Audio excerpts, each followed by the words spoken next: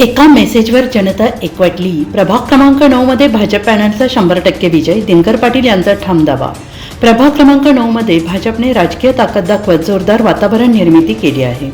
इच्छुक उमेदवार दिनकर पाटील यांच्या एका संदेशावर नागरिक मोठ्या संख्येने एकवटले असून प्रभागात भाजपच्या विजयाची लाट स्पष्टपणे दिसत आहे.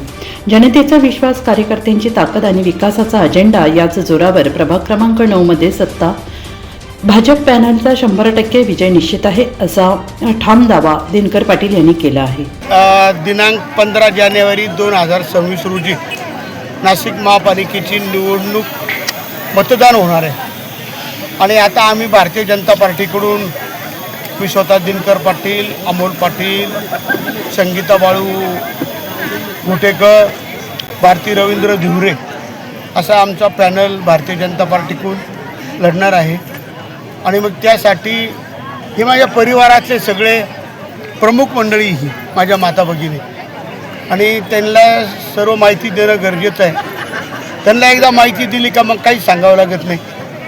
ते एक शिक्का मतदान करणारे माझे कुटुंबातले, परिवारातल्या माझ्या माता भगिनी आहेत आणि चौक सभा होणार आहेत पूर्ण प्रभागामध्ये. त्यानंतर परवा फॉर्म भरायचा आहे, ती त्यांना माहिती दिली पाहिजे. त्यानंतर एक महारॅली काढायची शेवटची, ही सर्व माहिती दिल्यावर आता त्यांना परत सांगावं लागणार नाही. त्यांना वेळ तारीख सांगितली तर ते त्या ठिकाणी येऊन उभे राहतात. आणि हे माझा परिवार आहे, आजचा नाही. माझी 1975पासून जी इंडस्ट्री या ठिकाणी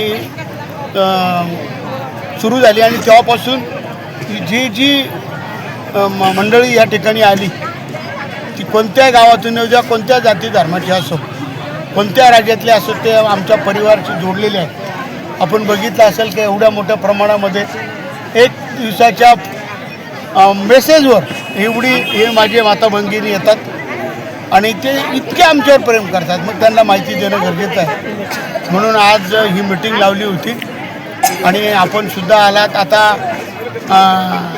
विजय 100% होणार, कारण या ठिकाणी अनेक वर्षापासून 45 वर्ष होऊन गेले तशी तर समाजसेवा चालू आहे. तुम्ही ऐकले सगळं. निश्चितपणे राज्यामध्ये भारतीय जनता पार्टी, महायुतीचं सरकार आणि महाराष्ट्राचे लाडके कर्तबगार मुख्यमंत्री माननीय देवेंद्र फडणवीस साहेबांनी खूप चांगलं काम या राज्यात उभं केलं आहे.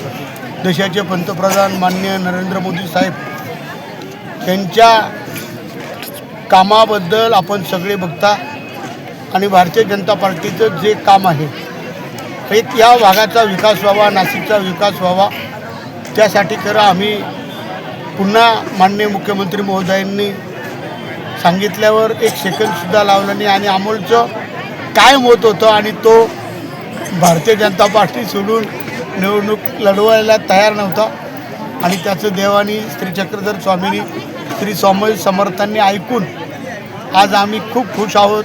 आमची सगळी जनता खुश आहे. त्यांना खूप आनंद झाला की भारतीय जनता पार्टीकडून आपण उमेदवारी करतो आहे, निवडणूक लढवतो आहे. मी खरं गिरीश भाऊ महाजनांना खूप धन्यवाद देईन. गिरीश भाऊ महाजन त्याशी तुम्ही बघितलं असेल की हसू खेळत आमचा प्रवेश झाला. अनेकांना अडथळा आला, पण आमच्यासाठी आमदार सीमाताई हिरे यांनीसुद्धा अगदी आनंदाने सांगितलं की नाही, माझा काही विरोध नाही. सगळ्यांना अन्नाचं काम, अमोलचं काम, या परिवाराचं काम चांगलं आहे. आणि खरं आमच्यासाठी आमचे प्रकाश नन्नवरे असतील, आशिष नार, निलेश बोरा, गणेश गीते, बाळासाहेब सानप, फरांदे ताई, आमदार राहुलजी ढिकले, त्यानंतर लक्ष्मण सावजी साहेब, विजयजी सहाने, या सगळ्यांनी, सुनीलजी केदार शहराध्यक्ष, तिथं मला कायम फोन करायचे, अण्णा इकडेच या, इकडेच या. आणि या सगळ्यांचं प्रेम संपूर्ण भारतीय जनता पार्टीचे कार्यकर्त्यांनी आम्हाला खूप प्रेम दिलं आणि आम्हाला स्वीकारलं परत. त्यांचे मी खूप आभार मानतो. मानभाव पंथाचा ज्यावेळेस जो काही मेळावा झाला तेव्हापासूनच तुमची चर्चा सुरू झाली, याबद्दल काय सांगा?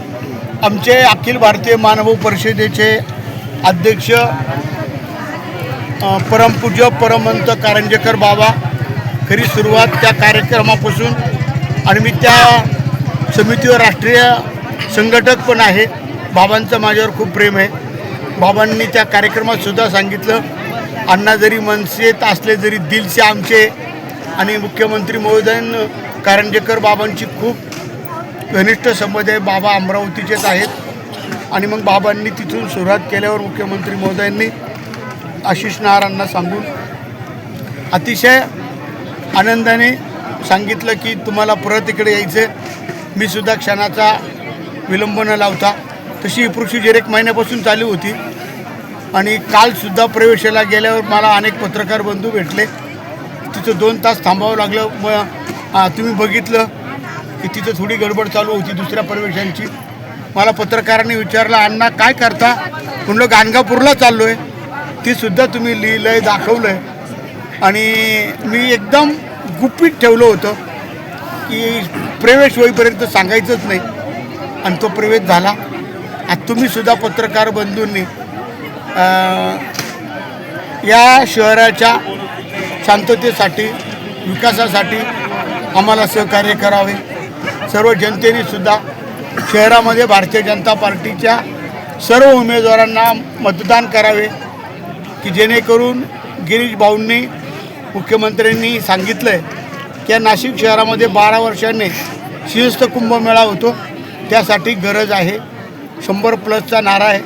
सगळ्यांनी भारतीय जनता पार्टीच्या उमेदवारांना कमळ निशाणीला मतदान करा अशी विनंती करतो. या बैठकीला नागरिकांची प्रचंड गर्दी, उत्स्फूर्त प्रतिसाद आणि भाजपच्या घोषणा यामुळे विरोधकांची चिंता वाढली असून प्रभाग क्रमांक 9 मध्ये भाजपची पकड अधिक मजबूत होताना दिसत आहे. NCN न्यूजसाठी प्रतिनिधी सिद्धार्थ लोखंडे, सातपूर.